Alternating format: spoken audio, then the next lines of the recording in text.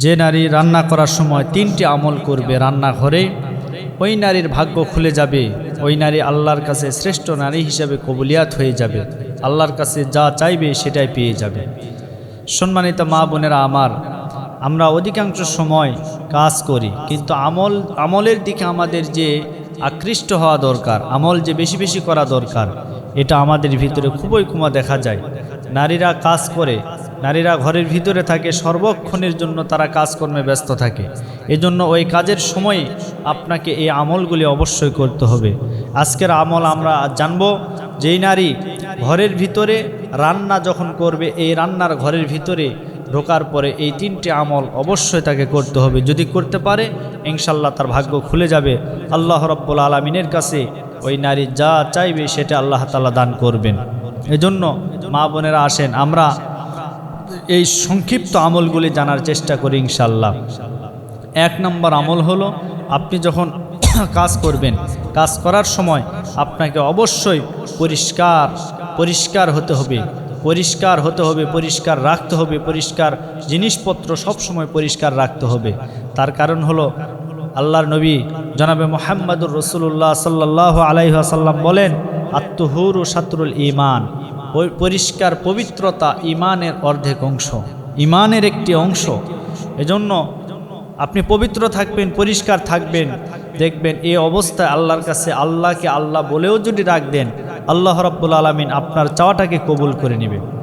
এজন্য সম্মানিত মা বোনেরা আমার, আল্লাহ রাব্বুল আলামিন আপনাদেরকে এত সম্মান দান করেছেন, এত ইজ্জত দান করেছেন। আপনারা যখন বাড়িতে থাকবেন, ঘরে থাকবেন, আপনারা যে কাজকর্মগুলি করবেন, এই কাজ করার সময় আপনারা আমল করবেন। আর বিশেষ করে আপনারা যখন রান্না কাজে যাবেন, রান্না করতে যাবেন, এই রান্না করার সময় অবশ্যই আপনাদেরকে লক্ষ্য রাখতে হবে, রান্না করার সময় যে জিনিসপত্রগুলি আপনার সামনে চলে আসবে, থালা বাসন থেকে শুরু করে যা কিছু আছে সব কিছু অবশ্যই আপনাকে পরিষ্কার পরিচ্ছন্ন রাখতে হবে। এটা হলো 1 নম্বর আমল। 2 নম্বর আমল হলো, আপনি যখন রান্না করার সময় কোনো কাজ করতে যাবেন, যেমন আপনি পাতিলে চাল দিতে যান, তরকারি কাটাকাটি কাজের যখন শুরু করবেন, সে সময় আপনি পড়বেন বিসমিল্লাহির রহমানির রহিম। বিসমিল্লাহ বলে আপনি যদি কাজটি শুরু করতে পারেন, তাহলে ওই কাজের ভিতরে রব্বুল আলামিন বরকত দান করে দিবে।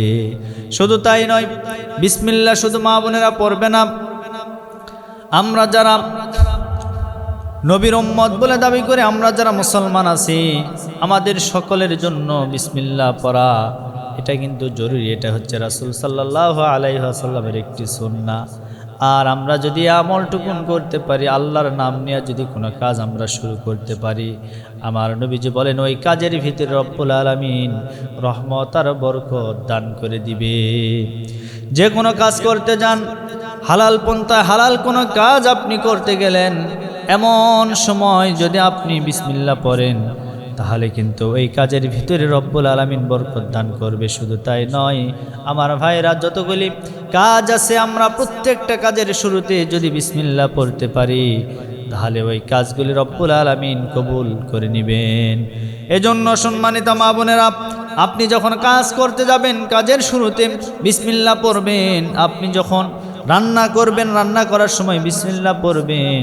আর 3 নাম্বার যে আমল আপনি করবেন, সে আমলটির নাম হচ্ছে, আপনি যে কোনো কাজ করেন না কেন, ওই কাজের শুরুতে বিসমিল্লাহ পড়ার পরে আপনি নবীজির প্রতি দরুদ শরীফটা বেশি বেশি করে পাঠ করবেন।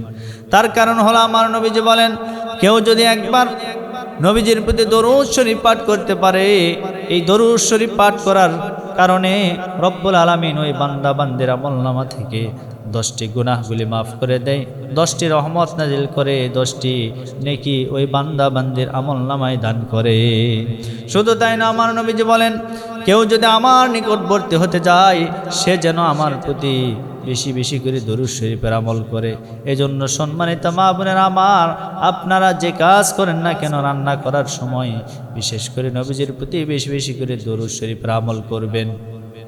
এই আমলগুলি যদি আপনি করতে পারেন অবশ্যই রব্বুল আলামিন এগুলি কবুল করে নেবে।